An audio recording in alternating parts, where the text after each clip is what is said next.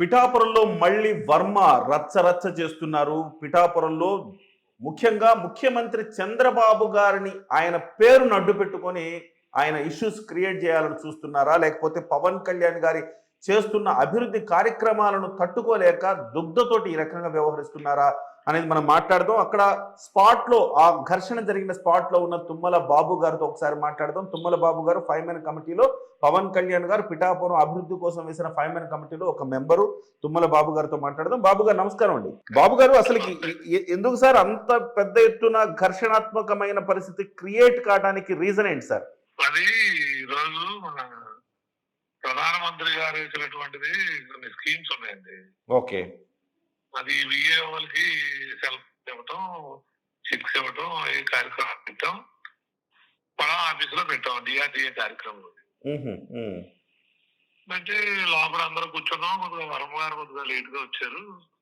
ఆయన కేరళతో వచ్చారు. ఆయన వచ్చి వారికి మనం లేచి మనం ఆయన ఎమ్మెల్యేగా లేకపోతే మా కూటమిలో ప్రధాన పాత్ర పోషించే ఒక వ్యక్తిగా వారికి కూడా లేచి కూర్చోవడం. అందరం వచ్చి ఆయన గమనించాం. వచ్చి కూర్చున్నారు. మీటింగ్ స్టార్ట్ అయింది. మాది మాట్లాడుతున్నారు. మధ్య పీడీ గారు ఏరని అడిగారు. పీడీ గారు కూర్చుని ఆయన కూర్చిచ్చి బయటికి వెళ్ళారు. ఎవరో వస్తే జనాన్ని లోపలికి పంపించడం కోసం వెళ్ళారు. పడాపీడి గారు వెళ్ళి పడాపీడి గారి దగ్గరికి వెళ్ళి ఈయన ఒక్కరు వెళ్తే బాగుంటుంది, వెళ్ళి ఏదైనా అడగొచ్చు. అధికారి మనం ఆయన ఒక సీట్ ఉందా, గది ఉందా, గదిలో కూర్చుని మనం మాట్లాడవచ్చు. అలా కాకుండా 30-40 మంది వెళ్ళి ఆయన మీద ఒక వివాదంగా మాట్లాడటం మొదలెట్టు. ఆ సమయంలో నేను వెళ్ళాను అంతే. చలో అది మంచి. దాంతో పాటు అక్కడ ఏమంటారు, ఇక్కడ పవన్ కళ్యాణ్ లక్ష్యం ఏంటంటే సర్వసాధారణంగా మన ముఖ్యమంత్రి చంద్రబాబు నాయుడు గారు కానీ లేకపోతే పవన్ కళ్యాణ్ గారు కానీ ఇద్దరం సమానమే మాకు. ఎందుకంటే అంటే ఇద్దరం మా కూటమి నాయకులు. ఒక ఆయన ముఖ్యమంత్రి, ఒక ఆయన ఉప ముఖ్యమంత్రి. అంతే కదండి. ఇప్పుడు ఈ రోజు సెంట్రల్ బ్యాంక్ చైర్మన్ గా చేస్తున్నానండి.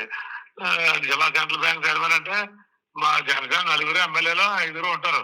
ఉన్న ఎమ్మెల్యేలు అందరూ టీడీపీకి సంబంధించిన వాళ్ళు. వాళ్ళు డైలీ వాళ్ళతో టచ్లో ఉంటాం. పేషెంట్లు ఎక్కువ మంది టీడీపీ ఉంటారు. అది ఒక సోదర భావంతో వెళ్ళిపోతాం అందరూ. అంతే కదండి. పార్టీలు వేరు కానీ అందరూ కలిసిమెలిసే ఉన్నాం.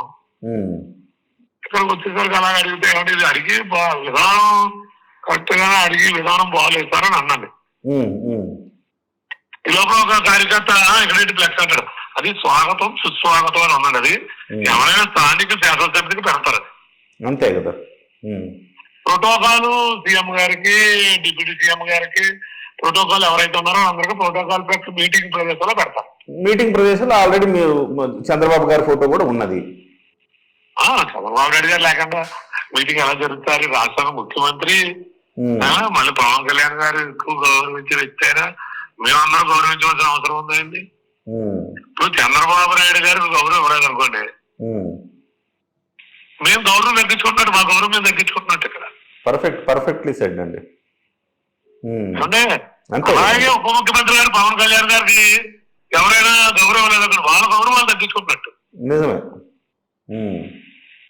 నేను ఒకటే చెప్తామండి, అధికారులు అలా అనడం వల్ల అధికారేమో అక్కడికి ఆయన లేదండి, ఇది ఎమ్మెల్యే గారికి స్వాగతం బోర్డు లోపల సీఎం గారు అన్ని లోపల ఉన్నాయి సార్ అంటే ఒక కార్యకర్త వచ్చి ఫ్లెక్స్ లాగా చెప్తాడు. బాబుగారితో వచ్చిన ఒక మనిషి ఎప్పుడైతే ఫ్లెక్స్ లాగుతాడో నాకు కొంచెం ఇబ్బంది కలిగింది.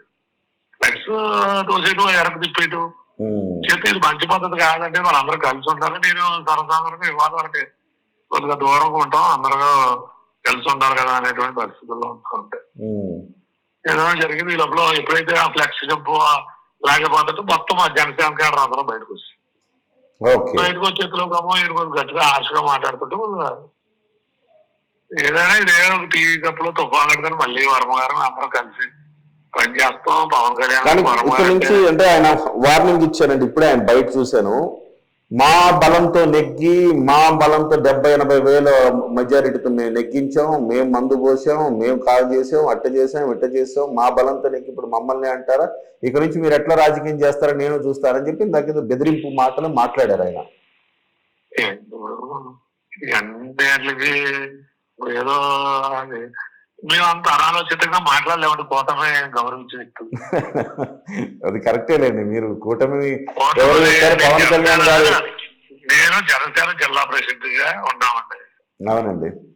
మేము వ్యక్తిగత నిర్ణయాలు తీసుకోవడానికి లేదు. అంతే కదా.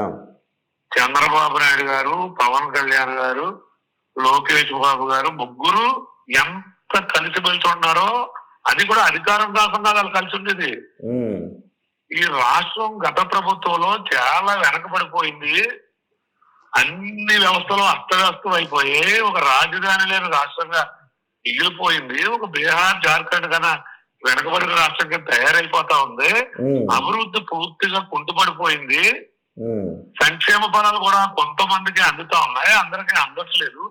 ఏదేమైనా ఈ రాష్ట్రాన్ని బాగా అభివృద్ధి చేయాలనే ఉద్దేశంతో కలిసిన కలయిక తప్పించి ఏదో అధికార దాహంతో కలిసినటువంటి కలయిక కాదు ఇది. అవునండి. ఇంకొక మాట చెప్పండి. మన వ్యక్తిగత ప్రయోజనాల కోసం. అవునండి. ఈ రోజు రాష్ట్ర ప్రజల ప్రయోజనాలు, రాష్ట్ర ప్రజలకు జరిగేటువంటి అభివృద్ధిని మన వ్యక్తిగత ప్రయోజనాల కోసం, మరీ ముఖ్యంగా ఈ రాష్ట్ర ప్రజలందరూ కూడా కూటమి కలిసి ఉండాలని కోరుకుంటా ఉన్నారు. మన వ్యక్తిగత ప్రయోజనాల కోసం కూటమిని చీలించే విధంగా మనం నడవడిక ఉండకూడదని అది తెలుగుదేశం పార్టీ సోదరులు అవ్వచ్చు, జనసేన పార్టీ సోదరులు కరెక్ట్ అండి. మీరు 100% కరెక్ట్. అభిప్రాయం. ఎస్ బాబు గారు, మీరు 100% కరెక్ట్ చెప్పారు. అయితే నాకున్న సమాచారం ఈవెన్ సీఎం రిలీఫ్ ఫండ్ చెక్కులు కూడా ఎమ్మెల్యే గారు సమక్షంలో చేయాల్సిన పనులు కూడా ఆయన సొంతంగానే చేసేసుకుంటున్నారు. ఆయనే ఒక అనధికారికంగా ఎమ్మెల్యేగా ఫీల్ అయిపోయి చేసేస్తున్నారు. ఇది కూడా ఒక రకంగా ఉల్లంఘనే, కూటమి ధర్మాన్ని ఉల్లంఘించడమే అనే మాటలు కూడా వినపడుతున్నాయి. మీ దృష్టికి వచ్చినాయా అండి? ఏమంటే మా కేడర్ చాలా ఇబ్బంది పడతారు. నమ్మకాన్ని నమ్మరు. జనసేన కేడర్ ఎంత ఇబ్బంది పడతారంటే, ఏమండి ఉన్న నియోజకవర్గాల్లో లేకుండా ఇక్కడే ఎలా జరుగుతుంది ఇది. ఇప్పుడు నేను పెద్దాపురం ఇన్ఛార్జిగా ఉన్నానండి. నేను కూడా నాకు ఒక సీఎం రిలీఫ్ అని చెప్పి ఎవరైనా, నేను జిల్లా ప్రెసిడెంట్ గా ఉన్నాను, బ్యాంక్ ఉన్నాను, నాకు ఎవరైనా ఎక్కడ. అదే కదా. ఏమంటే అంతే కదా సార్. అదే నాకు ఆశ్చర్యం వచ్చింది. ఆయనకి ఎక్కడ వర్మ గారికి గౌరవం తగ్గించకుండానే పవన్ కళ్యాణ్ గారు చెప్తారండి. వద్దు, ఆయనకి ఏం కావాలంటే ఆయన చేసుకోలేండి అని చెప్తారు. ఎక్కడ తగ్గించే పని చేయడానికి, తెలుగుదేశాన్ని తగ్గించే పని చేయడానికి పవన్ కళ్యాణ్ గారు ఒప్పుకోరండి. సేమ్ టైము జనసేన తగ్గిపోవడానికి కూడా ఒప్పుకోవచ్చు. కలిసి ఉంటే కలత సుఖం అనేదాన్ని పాటిస్తే ఏముందండి. అవునండి. అవునండి. ఏదేమైనా మా పవన్ కళ్యాణ్ గారి లక్ష్యం ఈ ప్రజలకు అండగా నిలబడాలి. అండగా నిలబడాలనే ఉద్దేశం. అంటే ఇది ఎక్కడ దాకా కొనసాగుతుందండి బాబు గారు? ఇప్పుడు కరెక్టే మీరు చెప్పింది. మీరు కలిసి ఉంటే కలదు సుఖం అని మీరు అనుకుంటున్నారు. మీరు తగ్గి ఇంకా ముందుకెళ్తున్నారు. సరే, పర్వాలేదు. ఆయన పని ఎక్కడా దొరకని ఆ ప్రయోజనం, అంటే ఆ ప్రివిలేజ్, ఎక్కడా దొరకని ప్రివిలేజ్, నియోజకవర్గానికి ఇన్ఛార్జిగా ఉన్నా కానీ దొరకని ప్రివిలేజ్ ని మీరు ఆయనకిచ్చి ఆయనే సీఎం రిలీఫ్ ఫండ్ చెక్కులు చెప్పుకోవడానికి కూడా ఇస్తున్నారు. ఈ జిల్లాలో తెలుగుదేశం కానీ మేము కానీ ఇక్కడ ఈ జిల్లా కానీ మేమందరం అన్నదమ్ములు కానీ పోతాం అంటే ఎక్కువ మాట్లాడితే బాగోదు. ఇది ఎక్కడి వరకు సార్? నా ఉద్దేశం లేదు. ఈయన ఎక్కడి వరకు అడ్డుకట్ట వేసేది లేదా? రాజకీయం చూస్తాం ఏదో అన్నారని అంటున్నారు. ఎలా చేస్తామో చూస్తారు, చూడవాలండి. అదే కదా. రైట్. Yes sir. ఇది ఎక్కడ నేను జిల్లా అధ్యక్షుడిగా, పార్టీ అధ్యక్షుడిగా కలిసి ఉండాలని కోరుకుంటున్నాం. అంతకు మించి మాట్లాడితే దానికి ఎలాగా పర్యవర్థం ఎలా ఉంటాయో అది మాటలో చెప్పడానికి తర్వాత చూస్తారు. Right sir. Thank you sir. Thank you Babu garu. Thank you Babu. So Tummala Babu garu మాటల్లో చాలా అన్యాపదేశంగా జరుగుతున్న పరిణామాలను ఆయన చెప్పకనే చెప్పారు. చాలా స్ట్రగుల్ అవుతున్నాము, ఈవెన్ దో పవన్ కళ్యాణ్ గారి మాట కోసం కట్టుబడి ఉన్నాము. ఇక్కడ జనసేన పార్టీకి సంబంధించి, అంటే ఇక్కడ ఎమ్మెల్యేకు సంబంధం లేకుండా సీఎం రిలీఫ్ ఫండ్ చెక్కులు ఆయన పంచుకున్నా కానీ మేము పవన్ కళ్యాణ్ గారు మంచి మనసుతోటి ఆయనకి ఏం కావాలో ఆయన చేసుకొనివ్వండి అని చెబుతున్నారు. అంత చేస్తున్నా కూడా ఇవాళ వర్మ మళ్ళీ ఇష్యూస్ క్రియేట్ చేస్తూ ఉన్నారు. మరి ఎట్లా అర్థం చేసుకోవాలి? సో ఇంతకు మించి కూటమి నాయకులు ఏం చెప్పగలుగుతారు, ఏం చేయగలుగుతారు? డెఫినెట్గా దీన్ని పరిష్కరించాల్సిన బాధ్యత ఇరు పార్టీల మీద ఉంది.